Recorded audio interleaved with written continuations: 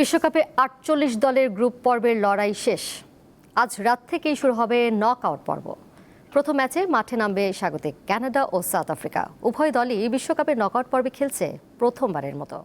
ক্যালিফোর্নিয়ার সোফাই স্টেডিয়ামে ম্যাচটি শুরু হবে রাত ১টায়। ইতিহাসে সবচেয়ে বড় ও জমকালো আসর ২০২৬ ফিফা বিশ্বকাপের প্রথম রাউন্ড শেষ হয়েছে।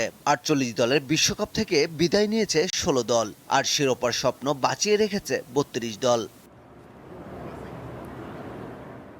১০৪ ম্যাচের মহারণে শেষ হয়েছে প্রথম ৭০টি অধ্যায়। এবার ভুলের কোনো সুযোগ নেই।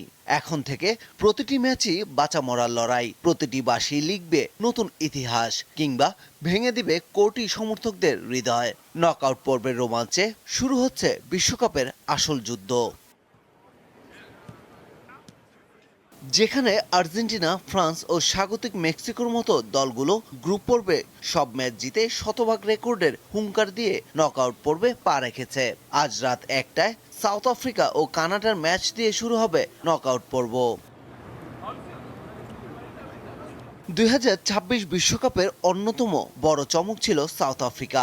উদ্বোধনী ম্যাচে মেক্সিকোর কাছে হারের পর আফ্রিকান দলটির পরের পর্বে যাওয়ার সম্ভাবনা কমে যায়। তবে ঘুরে দাঁড়িয়ে ৩ ম্যাচ শেষে ৪ পয়েন্ট নিয়ে গ্রুপ এতে দ্বিতীয় স্থান নিশ্চিত করে, আর প্রথমবারের মতো বিশ্বকাপের নকআউট পর্বে খেলার যোগ্যতা অর্জন করে দলটি। অন্যদিকে কানাডাও তাদের ইতিহাসে সবচেয়ে সফল বিশ্বকাপ উপভোগ করছে। সহ আয়োজক দেশটি বি গ্রুপের রানার্স আপ হয়েই নকআউটে খেলছে। এবারের বিশ্বকাপে কোচ জেমি মার্শেলের অধীনে কানাডা তাদের দ্রুতগতি ও উদ্যমী খেলার শৈলী প্রদর্শন করে চলেছে। পারভেজ খোকন, দীপ্ত স্পোর্টস। আন্তর্জাতিক মান, সেরা ফায়ার রেজিস্ট্যান্স, বিআরবি কেবলস।